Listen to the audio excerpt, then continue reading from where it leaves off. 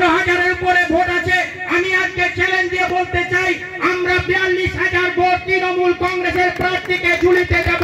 এটা দায়িত্ব নিয়ে বলছি, কারণ আমরা মমতা বন্দ্যোপাধ্যায়ের উন্নয়ন দেখেছি, আমরা হামিদুল সাহেবের উন্নয়ন দেখেছি, আমরা আজকে বিভিন্ন উন্নয়ন দেখেছি। মমতা বন্দ্যোপাধ্যায় আজকে সবাইকে যেভাবে উন্নয়ন দিয়েছে, মমতা বন্দ্যোপাধ্যায় যেভাবে কাজ করেছে, সেই কাজ বিশ্বের কোন মুখ্যমন্ত্রী, বিশ্বের কোন প্রধানমন্ত্রী করেনি। তার নাম মমতা বন্দ্যোপাধ্যায়, তার দেল আমরা করি, তাই তিনি তার প্রার্থী দিয়েছেন গোপাল রামাকে। আমরা কি পেয়েছি? আমরা লক্ষ্মী ভান্ডার পেয়েছি, যুবসাথী পেয়েছি, খাদ্য সাথী পেয়েছি, সবুজ সাথী পেয়েছি, কৃষক বন্ধু পেয়েছি।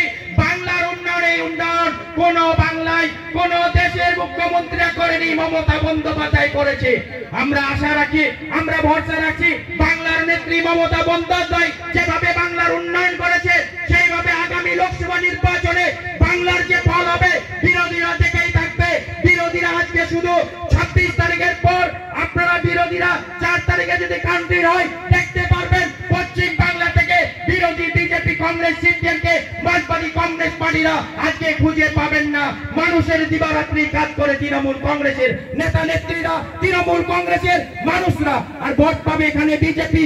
বিজেপিকে আপনারা বারবার দার্জিলিং লোকসভাকে জিতিয়েছেন, আমরা কখনো জগপাল সিনহাকে জিতিয়েছি, আমরা কখনো আজকে রাজু বিট্টাকে আপনারা জিতেছেন। আপনারা বলুন, নিজের হাত দিয়ে নিজের মাথায় হাত রেখে বলুন, আপনারা আজকে রাজু বিট্টাকে, চোপড়া আজকে 5 বছরের জন্য একটা উন্নয়নের কাজ করেছে কি? শুধু উন্নয়নের কাজ করে সেই বন্ধুকে দেখা পায়, শুধু বিধানসভা নয় লোকসভা নির্বাচনে আজকে রাজু বিট্টা আসে, বড় বড় কথা বলে দিবে। আমাদের দেশ, আমাদের স্বাধীন হওয়ার সময় আমরা একভাবে থাকার জন্য সংবিধান তৈরি হয়েছে। আমরা হিন্দু, মুসলমান, শিখ, ইসাই আমরা একসঙ্গে থাকবো। মমতা বন্দ্যোপাধ্যায়ের সঙ্গে আছি। মমতা বন্দ্যোপাধ্যায় যতদিন থাকবে বাংলার এনআরসি হতে হবে না, বাংলার এনআরসি করতে দেবে না।